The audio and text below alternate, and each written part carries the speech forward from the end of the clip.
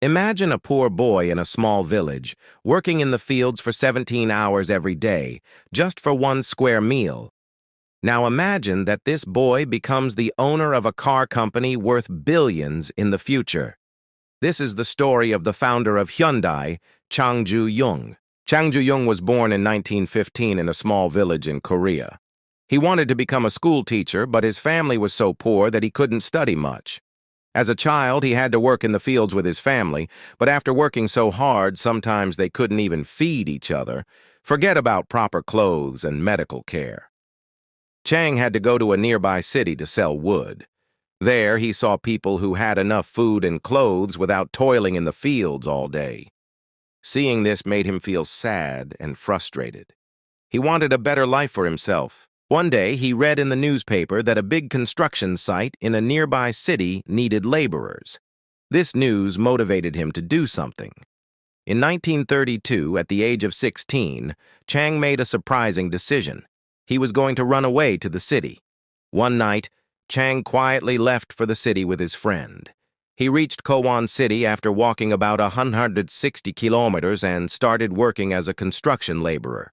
It was hard work for meager wages, but Chang was happy because he was able to earn independently for the first time in his life. Life continued like this for about 2 months until he got caught. Chang's father found him, and he had to return to farming. His family was happy to have him back, but Chang was not. These 2 months had ignited a passion for construction and civil engineering in him. He also knew that he would never be able to beat poverty by working in the fields, and that's why he tried to run away 2 more times. But each time, his father found him. Finally, in 1934, at the age of 18, he attempted his 4th escape, and this time, no one stopped him. He reached Seoul, which is the capital of South Korea today. He did whatever work he could find there. First, as a construction laborer, then a factory worker, and finally, he got a delivery boy's job at Bokyang Rice Store. Customers and the shop owners were so impressed with his work that in just 6 months, he became the store's manager.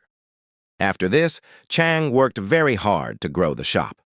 In 1937, the store's owner fell seriously ill and made a surprising decision. Thanks to Chang's hard work, he handed the store over to him. At the age of 22, Chang had become the owner of a business. In the next 2 years, he worked even harder, built trust and reputation in the market, which helped him grow his business. Everything was going well, but then suddenly a tragedy occurred. It was World War II, and Japan ruled Korea. Japan wanted a sufficient rice supply for their army during the war and overtook all the rice shops in Korea, including Chang's rice shop. All of his hard work was destroyed at once. Chang was very sad, but he didn't give up. "If I put my heart and soul sincerely into whatever work I am doing, I will surely succeed." With this thought, he started looking for a business that the Japanese government couldn't control. Soon, he focused on the car repair business. In 1940, he took a loan of 3,000 won and opened an Edo service garage. But this time, he was so unfortunate that the garage burned down just after a month of opening and everything was destroyed. Chang's situation was very difficult. He had to pay his loan and compensate his customers for the loss. A normal person could easily give up in such a situation, but like always, Chang faced the problem head first. He took another loan of 3,500 won and built an even better garage. Chang realized that the biggest problem for the customers was the long time it took to get their cars repaired. That's why he made speed his main focus. Where his competitors took 20 days for certain repairs, Chang's garage would do them in 5 days. His garage was so successful that in the next 3 years, by 1943, his workforce grew up to 80 employees.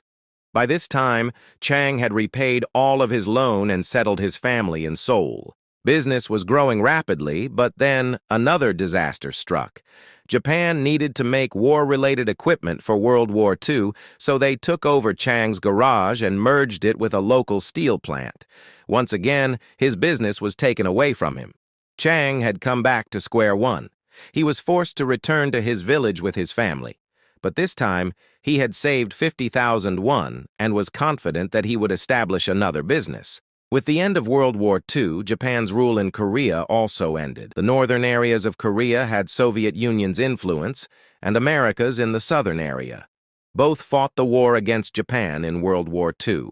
That's why Korea was divided between North and South Korea. Chang came back to Seoul in 1946 and restarted his car repair business. Business was old, but this time the name was new. Hyundai Auto Service. Hyundai means modern. The car repair business was going on well, and that's when Chang noticed that America was constructing buildings for its military forces. He spotted a big opportunity in the construction business. He didn't have much experience in construction, but he still had that passion for construction that he had since he worked as a laborer in the past. That's why, at the age of 31 in 1947, he created the Hyundai Civil Works Company and entered the construction business. He got many small projects in the beginning, but by the 1950s his company was getting major construction projects, and now this was his major business. Everything was going fine, but there was another twist in the tale. In June 1950, North Korea attacked South Korea. North Korean troops were very close to Seoul. That's why Chang had to escape to Busan with all of his savings. But even after such a big crisis, Chang didn't give up. At that time, the U.S. Army was fighting the North Korean Army along with South Korea. They needed tents, warehouses, and Army headquarters. Chang observed that Americans had no shortage of money. They just wanted reliable and timely delivery, and Chang gave it to them. He started with a small team and adopted the can-do motto. If the price was right, they would take any construction project. A war was underway, and he had to face many problems and losses. But once he gave his word, he never left any project unfinished. Due to this reliability, he developed strong relationships with Americans. The war ended in 1952, but Chang continued getting contracts from America. Later, in order to rebuild the country, the South Korean government began building bridges, dams, and roads rapidly. Hyundai played a major role in all of this and had exponential growth in the business. South Korea's biggest dam, Soyeong Dam, and the most important expressway, Gyeongbu Expressway, were made by Hyundai. In the 1960s, Chang had reached his early 50s and was a successful construction company owner. But he wasn't satisfied with this.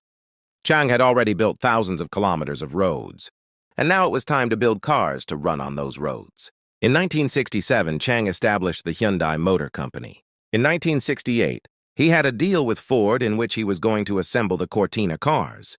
This joint venture ran successfully for 2 years, after which conflicts started developing between the two companies. Ford didn't want Hyundai to build its own cars, and that's why in 1973, Chang ended that partnership and started looking for new partners immediately. He tried to partner with General Motors and Volkswagen for their manufacturing technology, but everyone refused. Finally, in the same year, they partnered with Japan's Mitsubishi Motors. Mitsubishi was ready to give Hyundai its car-making technology. The best part was that, as per this deal, Hyundai could sell its own cars. Around the same time, the South Korean government issued an order for automobile companies to build a citizen's car. A car that is affordable and reliable and only uses parts made in South Korea. In 1976, Chang set up a new plant, and Hyundai produced South Korea's first-ever mass-produced car, the Hyundai Pony. Due to its affordability, this car was so successful in South Korea that Hyundai captured 60% of the market share. It became the biggest car company in South Korea, but there was one catch. The total car market in South Korea was only 30,000 cars. It was not sufficient to be profitable. Also, although Hyundai Pony was successful in South Korea, it was a huge failure in the overseas market. The quality of the car was not good. Its paint would fade in the heat, and it often had mechanical issues. Due to these reasons, Hyundai Motor Company had been in loss for the last 7 years. People suggested to Chang that he should close the company immediately, but Chang's decision shocked everyone. Instead of closing, he was planning to build a new car factory that would manufacture 300,000 cars annually. The company's management couldn't understand this decision. Who would buy 300,000 cars in a market of 30,000 cars? But Chang knew the answer. The South Korean economy was growing rapidly, and thousands of people were becoming economically empowered every year. That meant that the demand for cars was going to increase rapidly in the coming years. Plus, Hyundai's new cars were specifically made to export to foreign countries. This factory was built in 1980, and in 1982, Hyundai launched Pony 2 with many improvements. This car was not only a huge hit in South Korea, but it was also successfully exported to Africa, Latin America, and Canada. In the next few years, Hyundai sold 400,000 cars and became profitable. Hyundai was now established as a decent car company on a global level, but the toughest and biggest car market in the world, the USA, was still to crack. Internationally, it was important to be successful in the USA to become a major car company from a decent car company.